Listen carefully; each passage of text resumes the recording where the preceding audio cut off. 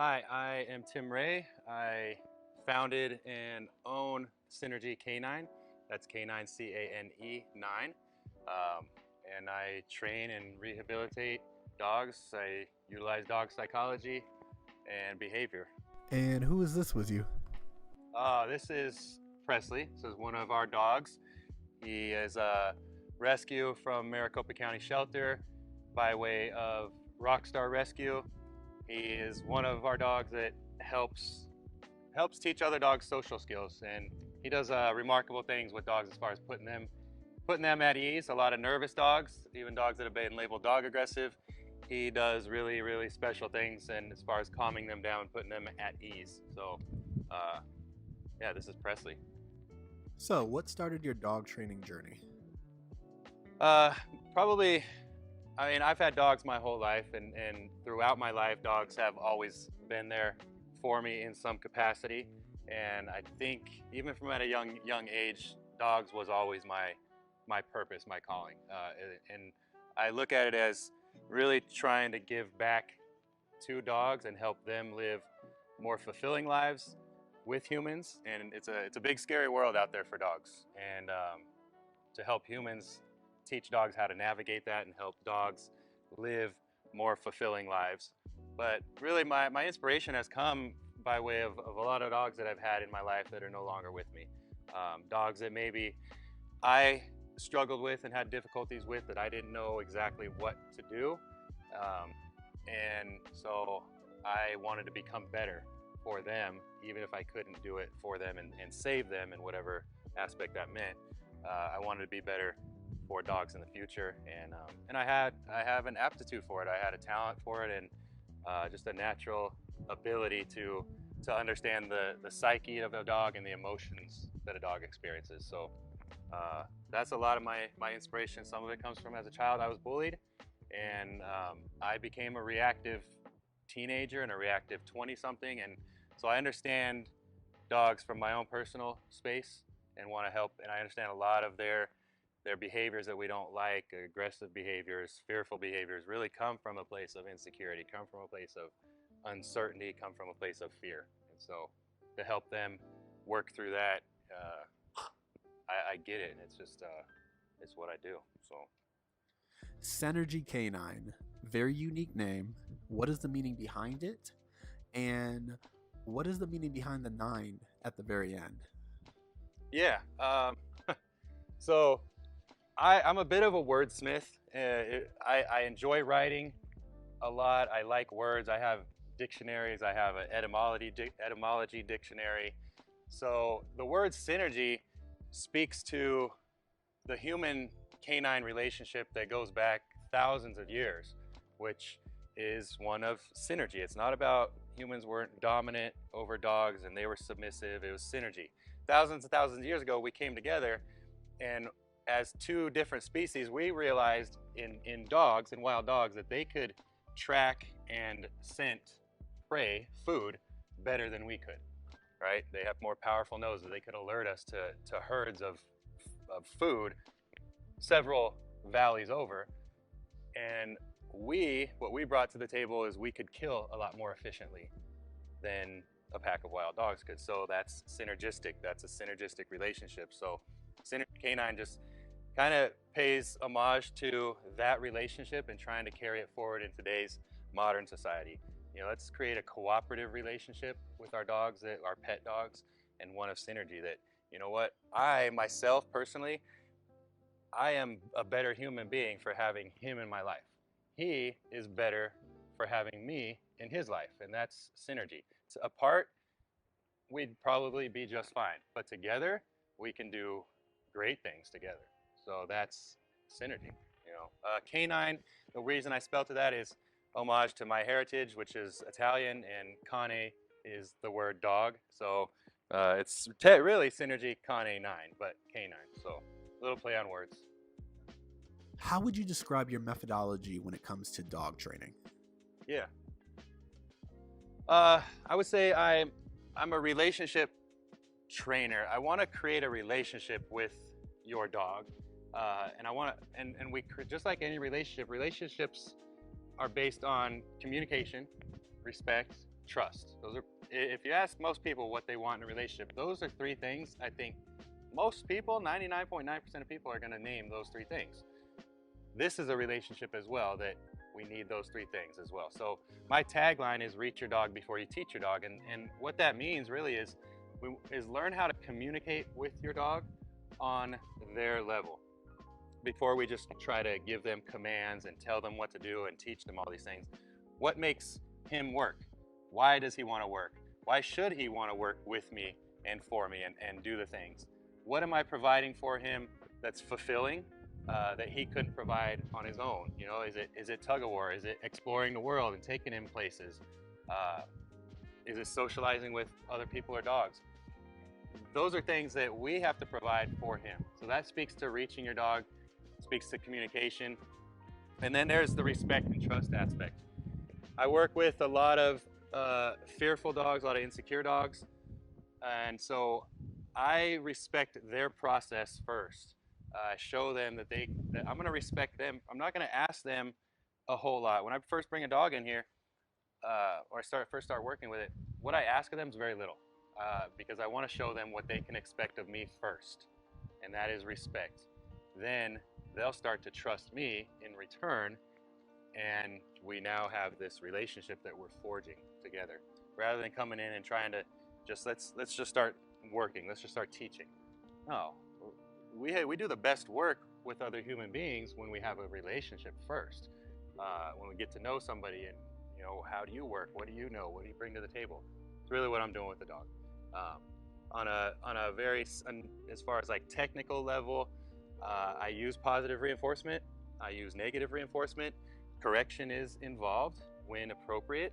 I work and I operate 95% direction, 5% correction.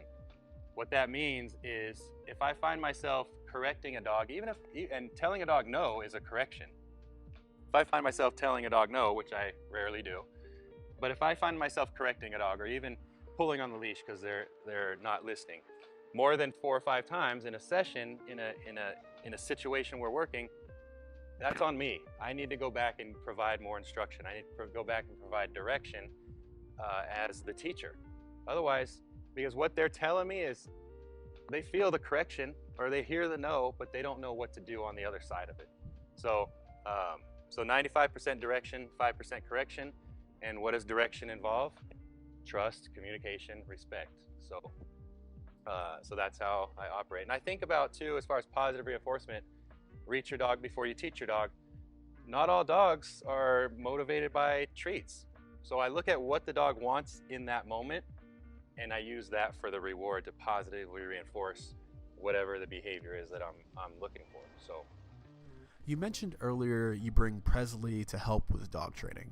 Can you expand on that a little bit more? Benefits of bringing a doggy co-pilot?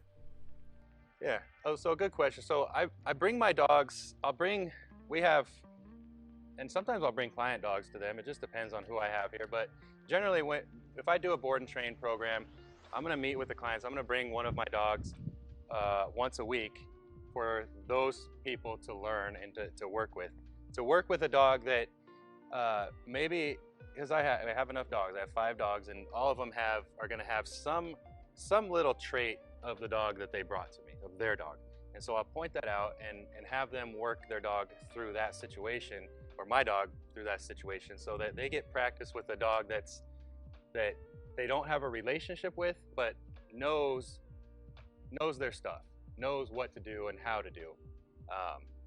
And so it allows my dogs to help teach them, but also me to pick out where they struggle handling wise, because my dogs are going to be spot on if the handler is spot on, and they're going to bobble and be unsure if the handler's unsure. So it's I found a great benefit for it, because clients do get a chance to learn with a live dog that's not necessarily theirs, because we might be trying to reframe and create some different associations and relationship, but they get a chance to practice on a dog so that when their dog comes home, they have actual real world live experience handling a dog in their house, handling a dog in their neighborhood, handling a dog out at an outdoor mall or at breakfast or brunch. So it's a huge benefit rather than just sending their dog home and we've talked about a lot of concepts, but they haven't had hands-on experience. So, board and train. Yeah. Can you go over what qualifies dogs for board and train and what dog parents can expect? Yeah. So my board and train program is the minimum that I do is 30 days. I do a 30-day program, I do a 60-day program, I do a 100 plus day program. So 30 days is where most dogs fall into, but even my 30-day program, dogs have to check off certain criteria to qualify for that. And I only take a maximum of two board and train dogs at a time so that I can dedicate maximal time to those dogs. I'm not, and that's it, two at a time at the most. Depending on the dogs, it may only be one at a time if I have a very intense case. So, um, so what I do during that time, again, I'm meeting with the people. The humans are not off the hook. We're meeting at least once a week to practice with my dog. They might come to my house and work their own dog halfway through the program, so I can kind of see where we're still struggling and keep working through that. Um, but some of the criteria. So if somebody, I have a lot of success with private sessions, and so dogs, I reserve my board and train spots for dogs that are extreme fear cases, have a lot of insecurities. Maybe they have bites on humans on their records. Maybe they're very reactive on leash, and people can't walk them, or they're living an isolated life inside the house, and so I reserve those spots for those dogs. Or maybe there's other dogs in the house and they're having disagreements or fighting with other dogs in the house. Um, so I reserve my board and train spots for cases like that check a lot of those criteria. The other criteria might be, if there's a lot of moving parts in the home with the humans, maybe humans travel a lot and they don't have time to dedicate to doing the work through private sessions and me giving them homework every week to week, then that coupled with maybe a couple other boxes that get checked would qualify for one of my board and train programs as well. But I do keep it pretty exclusive because those are the dogs that I have a very good aptitude for. If someone wants a dog, they have a dog and he jumps on people and he needs to learn to sit and some basic obedience, and that's really it. Probably not going to qualify for a board and train program. Because I'm a good teacher and I want to teach them in their home. The behaviors start in the home, and so the more that I can go to the home and teach and work with the people and their dog and bridge that gap, the more successful they're going to be. So, barring any severe behavior issues. So, are there any types of dog training cases that are the most rewarding?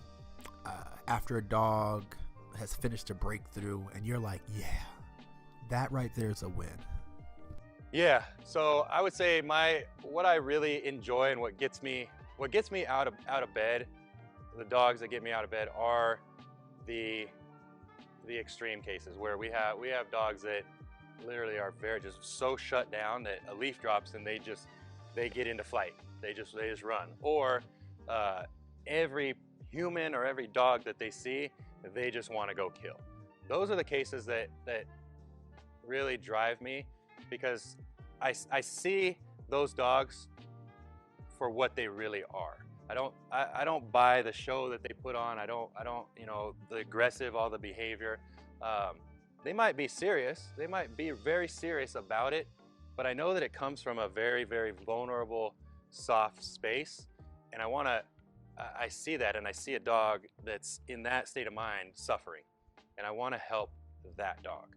I see a dog that when a leaf drops and they just want to bolt or they freeze and they're shaking, my heart goes out to that dog. That dog is suffering, and unfortunately, humans, we do the best we can, and we are genuinely caring about our dogs, and we often we want to comfort that dog, and that's not always the best thing for it. That's sometimes positively reinforcing a negative state of mind. So I want to be able to educate, and I have to be able to educate the humans involved in that dog's life about what that dog's experiencing and how we can best help them going forward and help them overcome those things. And I think that's really where I specialize, and because I identify with those dogs, I understand those dogs through my own life, my own work with myself and psychologists and things. I understand a lot, so I understand that my sometimes hyper aggressive tendencies when I was younger came from a place of insecurity, came from a place of defensiveness because I was bullied, and so I learned that if I felt threatened, I couldn't always run away. So I needed to aggress very quickly before I got hurt.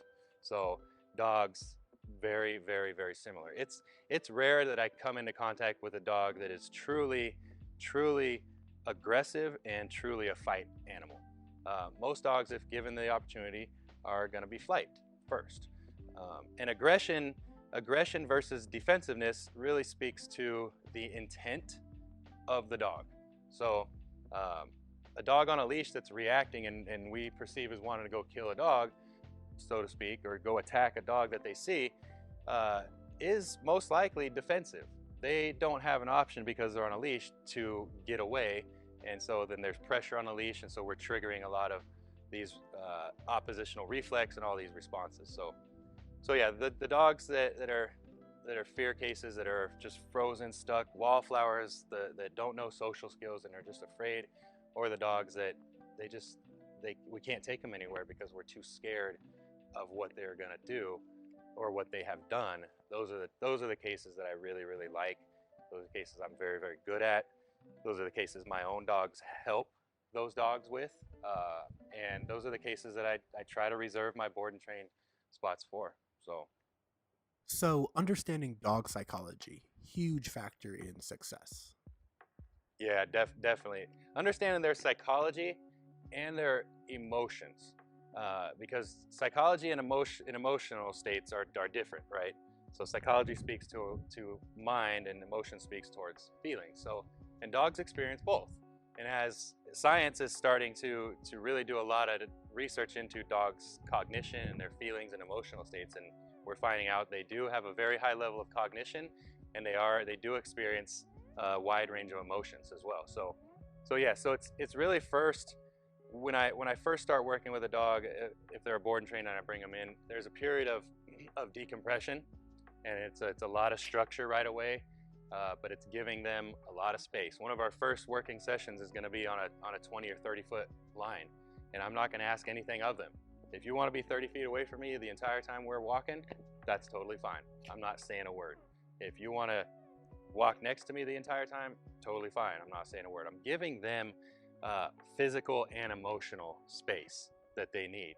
So if I try to be the dog's friend right away, and they're a nervous, insecure dog, that could ruin our relationship right off the bat. If I'm like, hey, come here, come on. No, I'm gonna let them come to me when they're ready. You know, even whether it's a nervous flight dog or a defensive fight dog, come to me. And and part of that comes from an understanding of dogs, and what science tells us about dogs is dogs will choose human beings over their own species a majority of the time. Wolves will choose their own species over humans almost 100% of the time. So knowing that dogs will choose us eventually, I just wait. I can just wait. I'll wait till that dog really becomes curious about me, simply because I'm a human being, and for 14, 15, 16,000 years, humans and canines have had it like that. So I just wait a lot of times. And then now that trust builds because I didn't try to put myself on them or bribe them or trick them. I just allowed them space. You've spoken a lot about understanding your dog and connecting with your dog. Have you ever seen a situation where the dog parent just isn't the right fit for that particular dog? Yeah, that's a really, really good question. So absolutely. It's not super common, but I'm very honest. I'm very direct with my clients. Sometimes bordering on harsh. I say things sometimes they don't like to hear, but they need to hear, and I tell them that going in. Listen, if you have a situation where your dog is, um, it's not the right dog for you, I will let you know. If it's a situation where this dog is truly a dangerous dog, I will let you know that, and we need to have that conversation. It doesn't happen very often, but I do let them know that going in, you know. And most people, I think most parents with a dog that has some intense behavior issues, they've been dealing with it or coping with it for some time, and they kind of know somewhere that there might be something missing in their relationship. You know, is it something that can be taught and repaired and worked through, or is it just a fundamental mismatch and that this is not a good match? That's where I can come in and be very helpful and say, listen, like this is who you are, this is who your dog is. We can I can teach you a lot of things, but this is just not a match right now. Or sometimes behaviors go on long enough that the relationship is just very fractured, and whatever caused that fracture, it kept snowballing and going. And then we can talk about that as well, where what are our options, you know. So I do have a very good client, very good friend of mine now, and I respect the heck out of him because his relationship with his dog did become fractured over why, I don't know, but the dog has some significant bites on people in the house. He doesn't know what to do, and he doesn't have the time to work through it and fix the relationship. I would give, and I've told him, I will give my time to you. I will be there for you guys. I love both of them so much that I will do that. But he doesn't have the time, and their relationship is very fractured. So if he has people over to his house, or landscapers or gardeners, or he knows all the triggers for his dog, he calls me. Hey, can I drop him off for the day? Bring him up. I respect the heck out of that because that is still somebody doing right by their dog. He's removing his dog from what he knows is a stressful situation for his dog and bringing him somewhere where he can come and relax and hang out with other dogs and have a little staycation. He's so I always tell people that story. It's not about you always got to do the work to fix the relationship and repair. What are other options? You know, if your dog's triggered by friends and family always coming over, what are options so that we can still maintain and respect our dog's emotional state and do the best we can for them, but still have them in our lives? So it doesn't necessarily mean getting rid of the dog. What are our other options so that we can all, you know, if we can have a beautiful relationship, do we have options where he can go for the day? If not, let's talk about it. If not, then let's explore those. Let's find some. So If you had to choose one thing that you'd probably say you do differently than other dog trainers, or is a key element that is important to your method of training, what would that be? I think one of the places that I start with all dogs is because it's essential, and it's one of the reasons that dogs first started hanging around us thousands of years ago, is what I call the feeding event. And because there's so much, a lot of people will free feed their dogs, and we're missing an opportunity to connect with our dog. Whether we feed once a day, whether we feed twice a day, we're missing an opportunity to connect with them on a very primitive and relational level. Most of us out there, whether it be in business, whether it be romantic relationships, family relationships, we come together with other human beings over a meal, over food. So dogs and humans have a very similar relationship going back thousands of years. We came together over food. We hunted together. We broke bread together. We ate together. So, so the way I feed is very specific, and I've seen over the years the impact that changing how we feed to the way that I feed it just transfers over to every aspect of life with our dogs. And it's a very simple thing to do, but it creates a dog that is calm and connected and respectful and acknowledging. And what I look for when I'm feeding is I look for a moment of connection. And when I feed, I don't speak at all. I never say anything to the dog. It's just energy and me providing high quality sustenance to my dogs. So and then we create a relationship over that. So yeah, so that's probably one of the, I mean, that's where I start, because all dogs have to eat, and so we start to create that even with resource guarding dogs.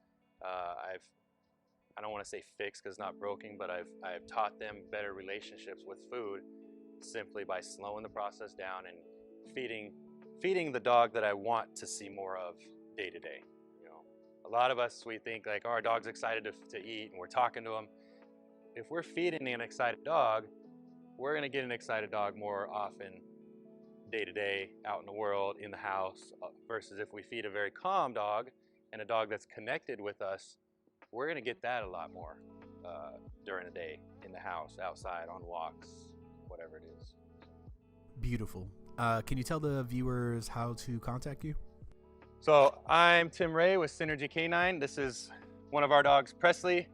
You can check us out on Instagram, Synergy Canine, spelled C-A-N-E and then number 9. We have a YouTube. Check that out. Website www.synergycanine.com, and yeah, you can reach us anywhere. Email info@synergycanine.com. You can call, you can text 480-647-5054. Would love to hear from you. Love to see how we can help you reach your dog before you teach your dog. Cool. It's perfect. Cool.